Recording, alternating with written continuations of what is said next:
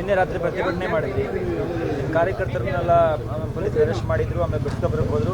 ಅಲ್ಲಿ ಒಂದು ಕೂಡ ಒಂದು ಘಟನೆ ಆಯಿತು. ಎಲ್ಲ ಕೆಲ ಕಾರ್ಯಕರ್ತರು ನಿಮ್ಮ ಶಾಸಕರುಗಳಿಗೆಲ್ಲ ಧಮಕಿ ಹಾಕಿರುವಂಥ ಆರೋಪಗಳನ್ನ ನಿಮ್ಮವರು ಮಾಡ್ತಾ ಇದ್ದಾರೆ.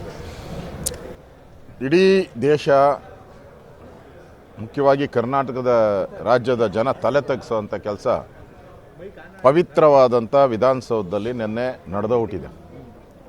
ಕೆಂಗಲ್ ಹನುಮಂತಯ್ಯನವರು ಬದುಕಿದ್ದಿದ್ರೆ ನಿಜವಾಗ ನಾನು ಅನಿಸೋದು ಅವ್ರು ಒಂದು ಕ್ಷಣನೂ ಕೂಡ ಇಲ್ಲಿ ನಿಂತ್ಕೊತಾ ಇಲ್ಲ, ರಾಜೀನಾಮೆ ಕೊಟ್ಟುಬಿಡೋರು. ಅವ್ರು ಕಟ್ಟಿದ್ದು, ಕೆಂಗಲ್ ಹನುಮಂತಯ್ಯನವರು ವಿಧಾನಸೌಧ ಕಟ್ಟಿದ್ದು ಧರ್ಮೋ ರಕ್ಷತಿ ರಕ್ಷತ ಅಂತ ಬೋರ್ಡ್ ಹಾಕಿದ್ದಾರೆ. ಅಂದರೆ ಈ ವಿಧಾನಸೌಧದಲ್ಲಿ ಸಂವಿಧಾನ ರಕ್ಷಣೆ ಆಗಬೇಕು, ಜನ ನೆಮ್ಮದಿಯಿಂದ ಬಾಳಬೇಕು, ಜನಕ್ಕೆ ಪೂರ್ತಿ ಕಾನೂನು ಸುವ್ಯವಸ್ಥೆ ಕರ್ನಾಟಕದಲ್ಲಿ ಭಾಳ ಒಳ್ಳೆ ರೀತಿ ಇದೆ ಅನ್ನೋದು ಭಾವನೆ ಹೋಗಬೇಕು ಅಂತ ಒಂದು ವಿಧಾನಸೌಧ, ಶಕ್ತಿಸೌಧ. ಅಲ್ಲೇ ಪಾಕಿಸ್ತಾನ ಜಿಂದಾಬಾದ್ ಅಂತಂದರೆ ಇನ್ನು ನಮ್ಮ ದೇಶದಲ್ಲಿ ಗಡಿಗಳನ್ನು ಕಾಯ್ತಾ ಇರೋ ಪಾಕಿಸ್ತಾನದ ಗಡಿಗಳಲ್ಲಿ ನಮ್ಮ ಸೈನಿಕರು ಬಂದೂಕ ಇಟ್ಕೊಂಡು ಕಾಯ್ತಾ ಇದ್ದಾರೆ. ಈ ಥರ ಪಾಕಿಸ್ತಾನ ಜಿಂದಾಬಾದ್ ಅಂದರೆ ಅಲ್ಲೇ ಗುಂಡಿಟ್ಟು ಹೊಡೆದಾಕ್ಬಿಡ್ತಾರೆ, ಪ್ರಾಣದ ಹಂಗನ್ನು ತೊರೆದು.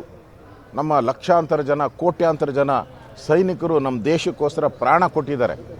ಭಾರತ್ ಮಾತಾ ಕಿ ಜೈ ಅನ್ನೋದಕ್ಕೆ ಏನಾನ ಪಾಕಿಸ್ತಾನ ಅಂದರೆ ಅವರ ಮೈಯಲ್ಲಿ ರಕ್ತ ಕುದಿಯುತ್ತೆ. ಈ ಕಾಂಗ್ರೆಸ್ ಅವ್ರಿಗೆ ಏನು ಕುದಿತಾನೆ ಇಲ್ಲಲ್ಲ, ಏನು ಅನಿಸ್ತಾನೆ ಇಲ್ಲಲ್ಲ. ನಮ್ಮ ಸೈನಿಕರು ಅಲ್ಲಿ ನಮ್ಮ ಪ್ರಾಣ ಬಿಡ್ತಾ ಇರೋ ಅವ್ರಿಗೇನು ಉತ್ತರ ಕೊಡೋದು ನಾವು ನಮ್ಮ ಸೈನಿಕರಿಗೆ? ಗಡಿಗಳನ್ನು ಕಾಯ್ತಾ ಇರೋವಂಥ ಸೈನಿಕರಿಗೆ ಅವ್ರಿಗೆ ನಾವು ಅಲ್ಲಿ ಪಾಕಿಸ್ತಾನದವ್ರು ಒಳಗಡೆ ಬರಬಾರ್ದು, ಪಾಕಿಸ್ತಾನ ಜಿಂದಾಬಾದ್ ಅನ್ನಬಾರ್ದು ಒಂದು ಫೈಟ್ ಮಾಡ್ತಾವ್ರೆ. ಇಲ್ಲಿ ವಿಧಾನಸೌಧದಲ್ಲಿ ರೆಡ್ ಕಾರ್ಪೆಟ್ ಹಾಕಿ ಅವ್ರನ್ನ ಕರ್ಕೊಂಬಂದು ಘೋಷಣೆ ಕೂಗಿಸಿ ಮತ್ತೆ ರೆಡ್ ಕಾರ್ಪೆಟ್ ಹಾಕಿ ಅವ್ರಿಗೆ ಕಾರ್ಗಳು ಅರೇಂಜ್ ಮಾಡಿ ಅವ್ರನ್ನ ಸೇಫ್ಟಿಯಾಗಿ ಮನೆಗೆ ಕಳಿಸಿದ್ದೀರಲ್ಲ. ಏನನ್ಬೇಕು ನಿಮ್ಮ ಕಾಂಗ್ರೆಸ್ ಅವ್ರಿಗೆ? ನಾಚಿಕೆ ಇದೆಯಾ? ಗೌರವ ಇದನ್ರಿ? ಸಂವಿಧಾನದ ಬಗ್ಗೆ ಗೌರವ ಇದೆ, ಭಾರತ್ ಮಾತಾ ಬಗ್ಗೆ ಗೌರವ ಇದೆಯಾ? ರಾಷ್ಟ್ರದ ಬಗ್ಗೆ ಮೊದಲು ಹೇಳಿದ್ರಿ ದೇಶ ವಿಭಜನೆ ಮಾಡಬೇಕು ಅಂತ ಹೇಳಿದ್ರಿ. ಆ ಒಂದು ಭಯೋತ್ಪಾದಕ ಸಂಘಟನೆ ಇದೆಯಲ್ಲ, PFI, KFD, ಇವ್ರನ್ನ ಎಲ್ಲ ಅವ್ರ ಮೇಲೆ ಒಂದು 1200 ಕೇಸನ್ನು ವಾಪಸ್ ತೆಗೆದುಕೊಂಡ್ರಿ. ಗಲ್ಲಿಗಳಲ್ಲಿ ಇವತ್ತು ಕರ್ನಾಟಕದ ಗಲ್ಲಿಗಳಲ್ಲಿ ಪಾಕಿಸ್ತಾನ ಜಿಂದಾಬಾದ್ ಅಂತ ಕೇಳ್ತಾ ಇದ್ದಾರೆ. ಇವತ್ತು ವಿಧಾನಸೌಧದಲ್ಲಿ 500-600 ಜನ ಪೊಲೀಸರು, ದೊಡ್ಡ ದೊಡ್ಡ ಅಧಿಕಾರಿಗಳು, IAS, IPS, ಇಂಥ MLAಗಳು, MP ಗಳು ಇಂಥ ಸ್ಥಳದಲ್ಲೇ ಪಾಕಿಸ್ತಾನ ಜಿಂದಾಬಾದ್ ಆಗ್ತಾರೆ ಅಂತ ಹೇಳಿದ್ರೆ ಈ ಸರ್ಕಾರ ಇದ್ರೆ ಎಷ್ಟು, ಸತ್ತರೆ ಎಷ್ಟು? ಈ ಸರ್ಕಾರ ನಾಚಿಕೆ ಆಗಬೇಕು. ಈ ಸರ್ಕಾರಕ್ಕೆ ಒಬ್ಬ ಮುಖ್ಯಮಂತ್ರಿ ಘಟನೆ ಆದ ತಕ್ಷಣ ಸ್ಥಳಕ್ಕೆ ಬರಬೇಕಾಯಿತು, ಆಕ್ಷನ್ ಮಾಡಬೇಕಾಯಿತು. ನಾನು ಇಮಿಡಿಯೇಟಾಗಿ ಅರ್ಧ ಗಂಟೆಯಲ್ಲಿ ಬಂಧಿಸ್ತೀನಿ ಅಂತ ಹೇಳಿದರೆ ಮುಖ್ಯಮಂತ್ರಿಗಳು ಅದಕ್ಕೆ ಒಪ್ಕೊತಾ ಇದ್ರು. ಒಬ್ಬರು ಇಲ್ಲ ಸ್ಟೇಟ್ಮೆಂಟ್, ಒಬ್ಬರು ಅದ್ರ ಬಗ್ಗೆ ಚಕಾರ ಎತ್ತದ ಇಲ್ಲ ಅಂತ ಹೇಳಿದ್ರೆ ಇದು ಕರ್ನಾಟಕದ 7 ಕೋಟಿ ಜನರಿಗೆ ಇವತ್ತು ಅಭದ್ರತೆ ಕಾಣ್ತಾ ಇದೆ.